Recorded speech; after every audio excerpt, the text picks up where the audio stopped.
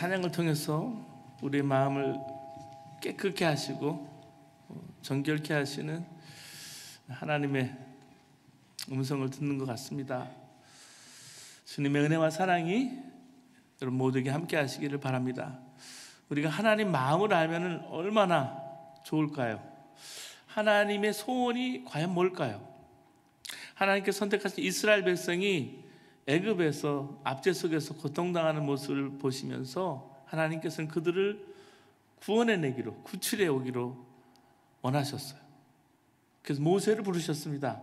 모세를 40에 부르신 것도 아니고 80에 부르셨는데, 내가 선 곳은 거룩한 땅이 내 발에 신을 벗으라. 모세가 80에 청춘이 돼서 서 있었어요. 근데 모세가 떨기나무 불꽃을 본 거예요. 그 떨기나무 불꽃이 계속해서 타올라서 떨기나무가 불타야 할 텐데 타지 않고 계속해서 타오르는 거예요. 그걸 보고 하나님이 나를 향한 마음이 계속해서 번아웃 되지 않고 버닝아웃 되지 않고 계속해서 버닝 디자이어, 계속해서 타오르는 거구나. 거기서 하나님의 마음, 하나님의 소원을 보고 모세가 어떻게 살아야 될지 결정을 합니다. 그래서 자기 신발을 벗고서 하나님 앞에 거룩한 곳에 서서 결심을 하죠. 사랑하는 여러분, 세상에 어떤 권력도 자연적인 힘도 마귀의 끈질긴 방해도 이 하나님의 이스라엘 백성을 구원코자 하는 하나님의 소원, 전 인류를 구원코자 하시는 하나님의 마음을 변화시킬 수 없어요. 오늘날도 마찬가지입니다. 하나님 우리를 사랑하신데 끝까지 사랑하세요. 포기하지 아니하고 사랑하세요. 하나님의 소원의 불이 내 안에 불꽃이 있는 사람은요, 계속해서 그 불길이 꺼지지 않고 타오릅니다. 왜냐하면 그 하나님의 소원이 내 안에 있기 때문에. 여러분, 세상에 가장 행복한 순간은 하나님을 알게 되고 하나님의 마음을 알게 되고 하나님의 사랑을 알게 되는 순간입니다. 그 순간 내 삶이 완전히 변해요. 로마서 11장을 읽었는데요, 우리가 은혜를 받는 것도 하나님의 뜻과 하나님의 사랑을 알게 되기 때문입니다. 로마서 이제 9장, 10장, 11장은요, 하나님께 택하신 유대인이 왜 예수 그리스도의 십자가 복음을 거부했는가라는 질문에 대한 답이에요. 이 문제에 대해서 사도 바울은 분명히 말하고 있습니다. 하나님의 마음은 결코 자기 백성을 버린 것이 아니라는 것입니다. 그 증거로 우선 사도 바울은 자기 자신을 뭐라 그랬어요? 나를 보십시오. 나는 유대인이요 바리새인 중에 바리새인으로서 예수 믿는 자를 핍박하던 자였지만 예수를 믿을 뿐만 아니라 사도가 되었습니다. 유대인 중에서 택함을 받아서 예수 믿는 자가 되었다는 얘기예요. 자기 자신이. 그러면서 엘리야의 예를 들어요. 열왕기상 19장 10절에서 14절에 엘리야가 주님, 그들은 주님의 예언자들을 죽이고 주님의 제단들을 헐어버렸습니다. 남은 자는 나 혼자밖에 없는데 그들은 내 목숨마저 찾고 있습니다. 이렇게 부르짖어요. 이렇게 부르짖을 때 하나님께서 열왕기상 19장 18절에 내가 바알에게 무릎 꿇지 않은 사람 7,000명을 내 앞에 남겨두었다라는 말씀을 로마서 11장에 인용하고 있어요. 유대인들은 여전히 은혜로 택하심을 받은 사람이에요.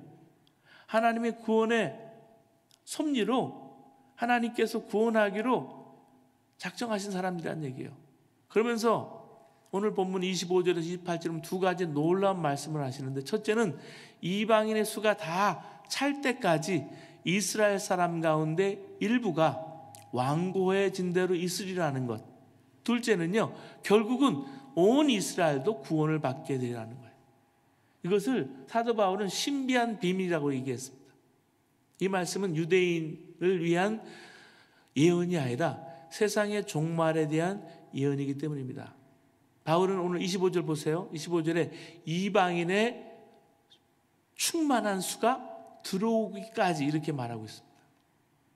이건 예수님께서도 누가복음 21장 24절에 이미 말씀하신 이야기예요.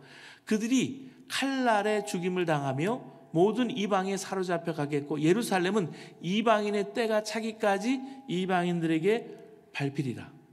이 말씀은 예수님 이후에 주후 70년 로마의 티투스 디도 장군에 의해서 문자적으로 이루어져요. 이 예언이. 이때부터 이방인의 때, 이방인의 수가 차기 시작하는 거예요. 이방인 때가 시작됩니다. 복음이요, 예루살렘을 떠나서 보내는 교회 안디옥으로 가죠. 로마로 갑니다. 이제 복음이 아시아로 갈 줄 알았는데 유럽으로 가요. 서진하면서 영국으로, 미국으로, 결국 한국으로 통해서 전 세계에 퍼지게 된 거예요. 이것이 이방인의 때입니다. 근데 이 일이 예수님의 재림과 밀접하게 관련되어 있습니다. 연결되어 있어요. 마태복음 24장 14절에 보면 모든 민족에게 복음이 증거된 후 이 세상의 종말이 오리라 그랬어요. 그래서 모든 민족에게 복음을 전하기 원하시는 게 하나님의 소원이에요. 모든 인류가 하나님 자녀 되는 것, 구원받아서 하나님 자녀 되는 게 하나님 아버지의 마음이에요. 이것이 이방인의 때가 찬다는 의미입니다. 그리고 인류 역사의 마지막 남은 최후의 드라마가 시작되는데 이것이 이스라엘의 회복입니다. 31절 말씀 보시겠습니다. 이와 같이 이 사람들이 순종하지 아니하니 이는 너희에게 베푸시는 공율로 이제 그들도 공율을 얻게 하려 하심이라.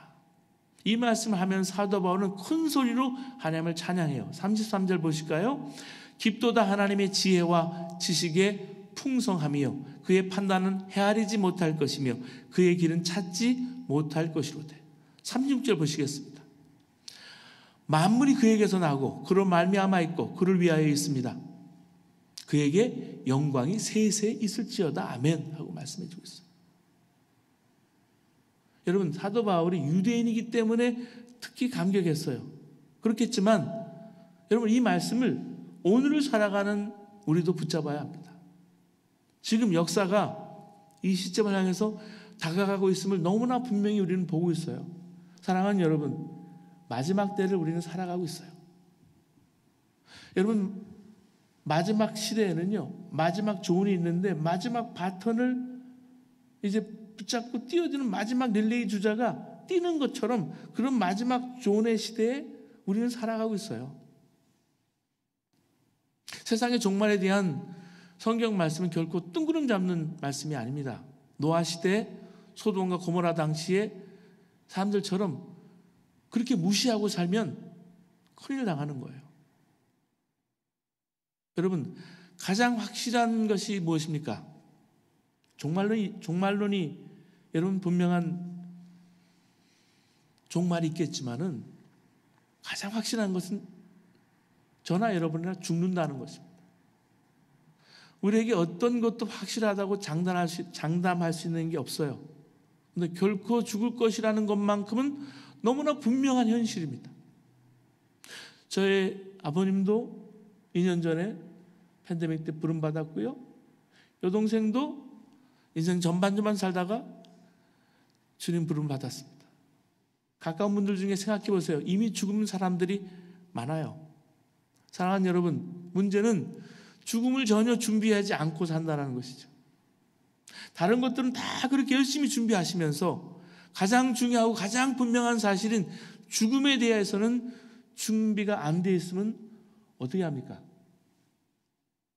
여러분, 개인뿐만 아니라 이 세상 역사에도 종말이 있어요. 성경만이 이 세상에 종말이 있을 것이라는 것을 정확하게 말씀하고 있습니다. 그 징표 중에 하나가 유대인들이 주 예수님의 십자가 복음을 믿게 될 거라는 사실입니다. 여러분, 이 종말에 대한 메시지는 곡해하기가, 오해하기가 쉽기 때문에 조심해야 될 말씀이에요. 1948년에 5월 14일 마침내 1900년 동안 나라가 없이 떠돌던 디아스포라 유대인들이 이스라엘이라는 국가를 극적으로 부활시켰어요. 디아스포라들이 다 이스라엘에 가 살게 되었어요. 그런데 이스라엘이라는 국가의 회복을 단순히 로마서 11장의 성취라고 보는 것은 정확한 해석이 아니에요. 친이스라엘 국가의 입장을 취하고 반 팔레스타인 정책을 지지해야 하는 근거도 아닙니다. 지금 미국이 그렇게 나눠져 있잖아요. 대학들마다 팔레스타인 문제 때문에 시위하고요. 여러분, 팔레스타인 중에도 기독교인들이 많습니다. 이스라엘이라는 나라를 회복하기 위해서 팔레스타인은 제거되어야만 한다면 이런 복음은 없는 거예요.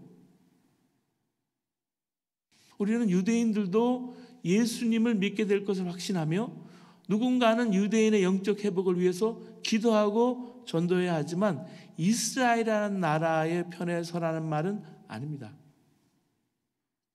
로마서 11장에서 말하려고 하는 핵심은 하나님께서 택한 백성은 하나님의 마음은요, 결코 하나님이 정하신, 하나님은 별명이 영원이세요. 영원히 그 한 영혼을 포기하지 않으신다는 말씀이에요. 구원하기 위해서 하나님께서 택하신 자를 반드시 사랑하신다는 말씀이에요. 항상 지키시고 보호하시고 반드시 구원하신다는 것입니다. 여러분, 출애굽기를 택한 백성은 반드시 구원한다는 하나님의 메시지가 거기에 담겨 있는 게 출애굽기예요. 요한계시록은 택한 백성은 반드시 구원하신다는 하나님의 약속의 성취예요. 예언입니다. 그러나 택하신 자는 포기하지 아니하시는 하나님이라고 누구나 안심하고 살아가는 게 아니에요. 택함을 받은 자라는 분명한 증거가 있어야 합니다. 그 증거는 십자가예요. 하나님의 소원을 모세는 떨기나무에서 봤지만 우리는 십자가에서 하나님의 마음을 봐야 돼요. 우리를 사랑하시는, 전 인류를 사랑하시는 예수님 이전이나 예수님 때나 예수님 이후의 모든 사람들이 십자가 위에서 예수 그리스도와 함께 죽고 예수 그리스도와 함께 살아서 예수 그리스도 이름으로 구원받아서 하나님의 자녀 되는 것, 연합한 자가 되는 것입니다. 주님은 도둑같이 오신다 그랬어요.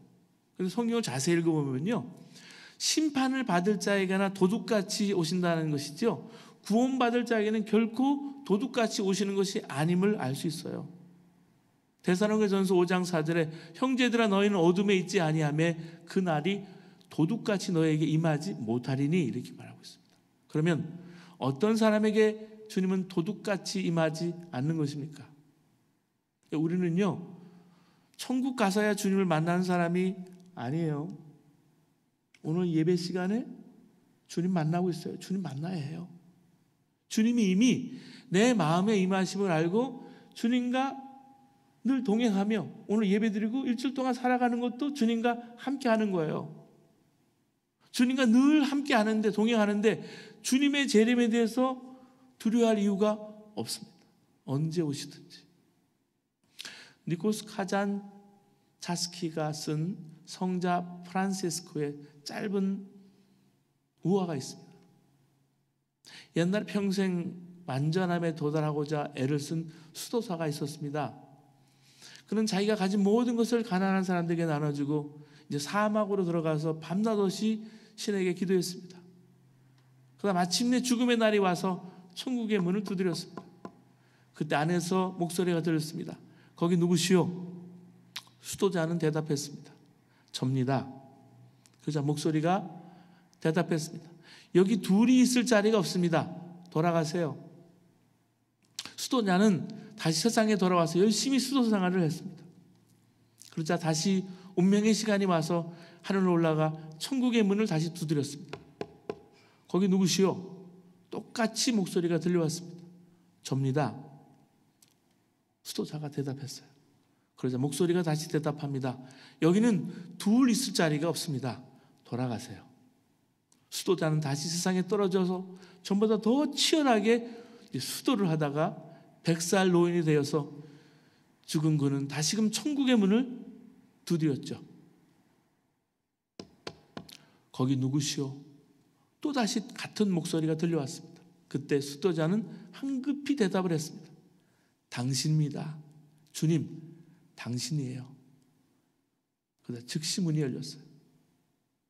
사랑하는 여러분, 우리가 종말이 가까웠다는 말을 들을수록 내가 예수님과 십자가를 통해서 하나 되어 있는지, 연합되어 있는지, 연합되어 사는지를 확인하고 살아야 합니다. 여러분 안에 주님이 계십니까?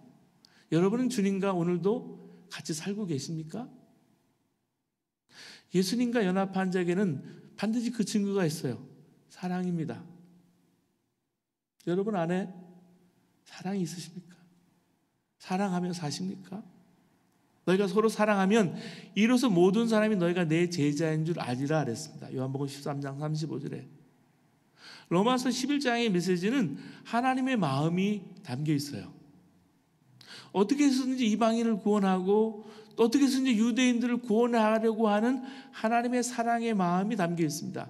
구원받은 자에게는 반드시 사랑이 있어요. 성경은 죽은 후에 다 사라지지만 영원히 남는 것이 사랑이라 했어요. 사랑은 언제까지나 떨어지지 아니하되 예언도 패하고 방언도 그치고 지식도 패하리다. 사랑은 언제까지나 영원하다 그랬어요. 안타깝게도 종말이 온다고 외치고 자신이 순결한 주님의 신부라고 주장하는 이들 중에 영적으로 거친 이들이 참 많아요. 인터넷에 유튜브에 주님의 재림을 준비하라는 메시지를 던지는 사이트와 동영상들이 많아요. 주님의 정결한 신부가 되라는 식의 표현은 매우 신앙적인 것처럼 겉으로는 보여요. 근데 그들이 주장하는 것을 가만히 들어보면 두렵고 어둡고 염세적이고 분리적입니다. 성경을 근거한다고 하면서 날짜와 징조만 따집니다. 자신들과 함께하지 않는 자들은 다 가짜 신자라고 말합니다. 구원받은 자끼리 모여서 살아야 한다라고 주장합니다. 여러분, 이런 종말로는 조심해야 돼요. 한국에 한 장례식에 갔다가 저를 라이드하는 한 제 선배 자매 하나가 남편이 이 종말론에 빠져서 고민해서 그냥 차에 타고 가다가 세워놓고 기도했어요. 여러분, 거룩한 신부라는 집단이 따로 있는 게 아니에요. 여전히 시한부 종말론이 미혹하고 있다는 사실을 명심해야 합니다. 두려움을 심어주면서 사람을 올가매는 것은 주님의 뜻이 아닙니다. 사도 바울이 하나님께서 결국 유대인들도 다 구원하실 것이라고 말씀하시는 이유 중에 하나는 이방인들이 교만해서 유대인들을 멸시할까 봐 걱정되기 때문입니다. 그래서 결코 교만하지 말라. 유대인들 앞에서 울줄대면 안 된다라고 말씀하고 있는 거예요. 오늘 본문 말씀에. 여러분, 구원의 뿌리는 유대인들에서 비롯됐기 때문에 이방인들은 원가지가 아니잖아요. 원뿌리가 아니잖아요. 접붙임을 여러분 붙인 가지라는 사실을 그래서 명심하라는 거예요, 이방인들이. 그래서 21절에 보면 하나님께서 본래의 가지들을 아끼지 않으셨으니 접붙인 가지도 아끼지 않으실 것이다 라고 말씀도 하신 거예요. 사도 바울이 권면하는 핵심은 이방인들이 항상 하나님의 인자하심에 머물러 있어야 한다는 말씀이에요. 그래서 22절에 보면 무서운 말씀을 하세요. 너희가 만약 하나님의 인자하심에 머물러 있으면 그 인자가 너에게 있으리라. 그렇지 않으면 너도 찍히는 바 되리라. 그런데 안타깝게도요, 사도 바울이 우려한 일이 지난 2000년 동안 일어났습니다. 기독교인들이 유대인들을 무자비하게 핍박했던 거예요. 사랑하는 여러분, 나를 향하신 하나님의 마음, 소원이 뭘까요? 여러분 알고 싶지 않으세요? 나를 보내신 하나님의 목적이 뭘까요? 나는 진정 주님을 오늘 죽더라도 맞이할 준비를 하고 사는가? 묻지 않을 수가 없습니다. 진정 준비된 주님의 신부는 지금부터 주님과 함께 사는 사람이에요. 지금부터 천국을 사는 사람입니다. 그 열매가 있어요. 사랑이에요. 사랑하는 자인가? 예수 사랑교회가 사랑으로 사람들에게 소문나 있는가? 네트교회 역시 마찬가지예요. 이것이 종말을 준비하고 사는 사람이에요. 암 환자를 보면요, 암 투명을 하면서 그분의 삶이 완전히 바뀌는 것을 봐요.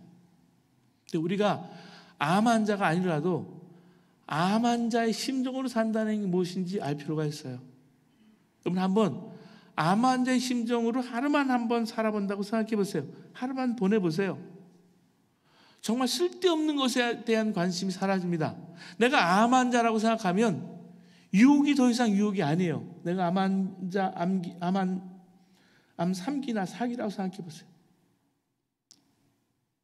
함께하는 가족들과 교인들이 얼마나 소중한지 새삼 느끼게 돼요. 무엇이 중요한지 더 선명해집니다. 뚜렷해져요. 하루가 얼마나 긴지도 압니다. 저녁이 되니 하루가 꽉 찬 느낌이 드는 거예요. 여러분, 우리가 뭘 생각하며 사는가가 이렇게 중요해요. 내가 정말 주님과 함께 산다, 주님과 동행하며 산다 한번 생각해 보세요. 주와 같이 길 가는 것 얼마나 즐거운 일인가. 찬송가 가사 그대로예요. 지난 금요일에 권사님 한 분이 전화 주셨어요.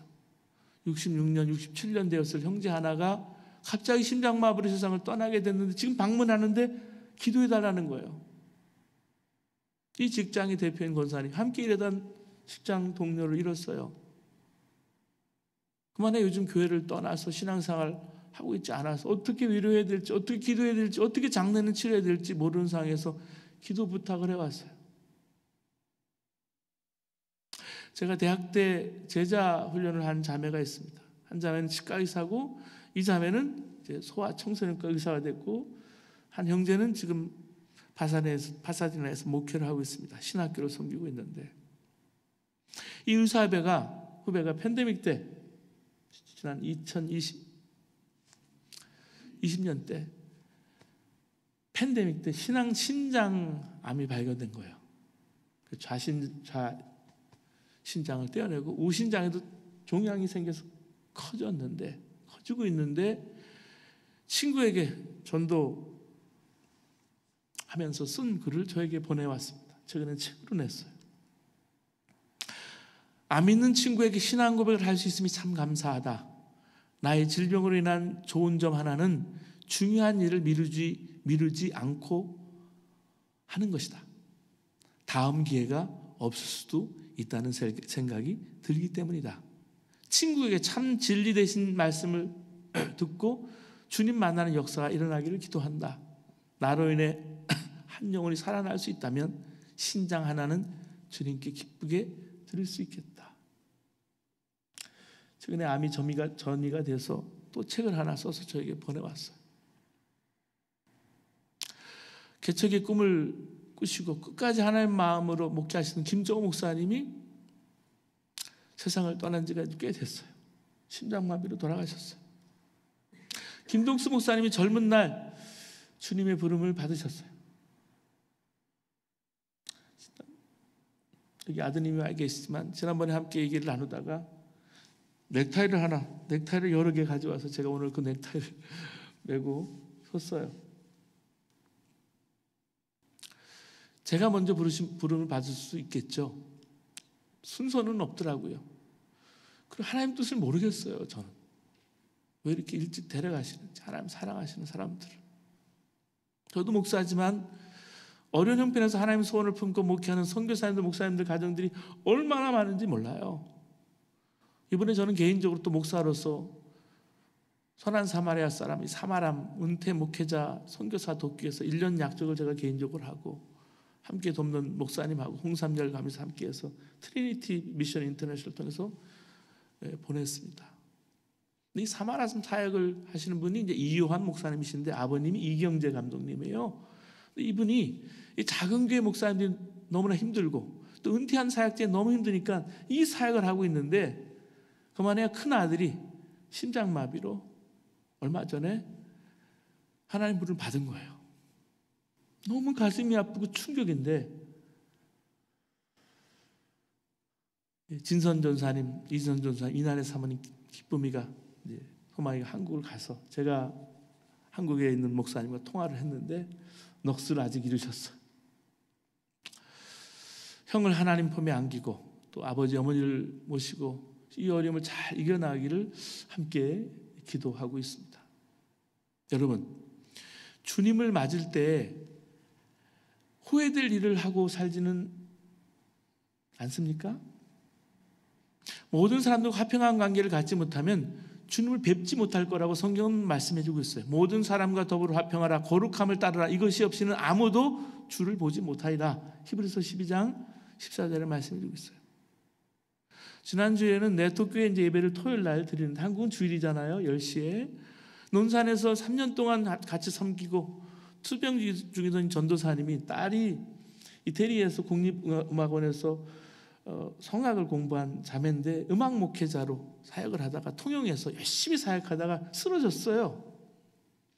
탈진이 돼서 나중에 암이 발견돼서 암 투병을 하면서 어디 갈 데가 없으니까 네토교회에 함께 예배를 드리는데 3년이 된 거예요. 그 딸을 살뜰히 보살피던 어머니였습니다.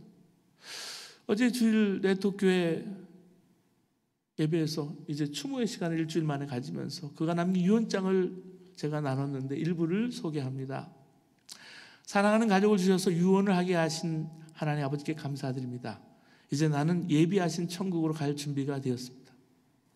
세상에서 세상의 것으로는 남겨줄 것이 없어 미안합니다. 내 이름으로 된 땅 한 평, 저금 통장 집 한 칸도 없기 때문입니다. 그러나 하나님 나라의 풍성함을 전합니다. 예수님만, 그리고 예수님 안에 있는 모든 것을 남깁니다. 성경 말씀을 사랑하고 그 말씀대로 사세요. 중약을 합니다. 나는 신약 성경의 안나 할머니와 같이 내 생전 주님 뵐 날을 소원했고 살아서 주님 만나기를 원합니다. 그러나 그 전에 주님께서 불러주신다면 나의 시신은 몽땅 병원의 연구용으로 기증해 주세요. 잠깐의 인연을 맺은 고대병원이나 장기 기증본부에 문의하세요. 나의 몸은 로베르트 테스트의 시 내가 죽고들랑에 나오는 것처럼 해주세요. 내가 죽고들랑 로베르트 테스트. 언젠가 나의 몸이 들것에 실려 삶과 죽음이 교차되는 병원 응급실에 도착할 때가 있을 것입니다. 의사가 마침내 나의 뇌 기능이 정지됐다고 단정할 때가 올 것입니다. 살아있을 때의 나의 목적과 의욕도 사라졌다고 선언할 것입니다. 그때 나의 생명을 인공적인 방법으로 연장시키려고 하지 말아 주십시오. 그때 나의 침상을 죽은 자의 것으로 만들지 말고 산 자의 것으로 만들어 주십시오. 나의 몸을 다른 사람의 생명을 구하는 풍성한 생명으로 만들어 주십시오. 나의 눈은 동트는 아침과 천진난만한 어린이의 미소와 사랑하는 사람의 빛나는 눈동자를 보지 못한 사람에게 주십시오. 나의 심장은 끝없는 가슴의 통증으로 신음하는 사람에게 주십시오. 나의 피는 자동차 사고로 죽음을 기다리는 청년에게 주어 그가 먼 훗날 손자들의 재롱을 볼 수 있게 하여 주십시오. 나의 신장은 한 주일 혈액 정화기에 의존하지 않고는 살 수 없는 이에게 주십시오. 나의 뼈와 근육과 소미와 신경은 다리가 불편한 아이를 걷게 할 수 있게 써주십시오. 그리고 필요하다면 나의 뇌를 샅샅이 살피고 나의 모든 세포를 연구해서 평생 한 번도 말해보지 못한 소년이 함성을 지를 수 있게 해주시고 아무 소리도 듣지 못하는 소녀가 창가에 떨어진 빗방울 소리를 들을 수 있게 해주십시오. 그 외에는 나머지들은 다 태워 재로 만들어 들꽃들이 무성히 자라도록 바람에 날려 보내주십시오. 만일 당신이 꼭 매장할 것이 있어야 한다면 나의 실수와 연약함 그리고 동료들에게 가졌던 편견들을 묻어주십시오. 나의 죄는 악마에게 나의 영혼은 하나님께 돌려보내 주십시오. 혹시 나를 기억하고 싶으시면 내가 했던 친절한 말과 행동만을 생각해 주십시오. 내가 부탁한 이 모든 걸 지켜주신다면 나는 영원히 살 것입니다. 그리고 마지막으로 사랑합니다. 사랑합니다. 사랑합니다. 라고 마치는 유언장이었습니다. 전사님은 시신을 건양대학병원에 의료용으로 기증했습니다. 연구과정이 있어 3개월 내지 길면 3년이 걸린다고 해요. 그러면 꽃과 나무를 좋아한 전사님은 수목장에 묻히기를 소원하셨습니다. 빌립보서 4장 5절 너희 관용을 모든 사람에게 알게 하라. 주께서 가까우시라. 여러분 서로 사랑하라. 내 몸같이 이웃을 서로 사랑하라. 이 말씀 하나 제대로 지키고 살았다면 벌써 세상을 구원할 수 있었을 것입니다. 그러므로 서로 사랑하라는 계명 하나만 끝까지 지키며 삽시다. 그러면 하나님은 결코 우리를 포기하지 않으십니다. 사랑하려는 자에게 하나님 계속해서 사랑을 부어주십니다. 우리가 사랑한다면 사랑하려고 사랑만 하며 살려면 더 큰 사랑을 받지 않으면 도저히 감당할 수 없어요. 그러므로 이 가을 주님의 십자가 바라보시기 바랍니다. 환경과 조건 바라시는 사람입니까? 환경과 조건만 바라보십니까? 예수님 바라보는 사람입니까? 주님 바라보세요. 종말이 가까웠다고 여기저기 말하는 지금이야말로 하나님 마음 품고 하나님 소원 품고 예수님 바라보고 살아갈 때입니다. 이제 함께 기도하시겠습니다.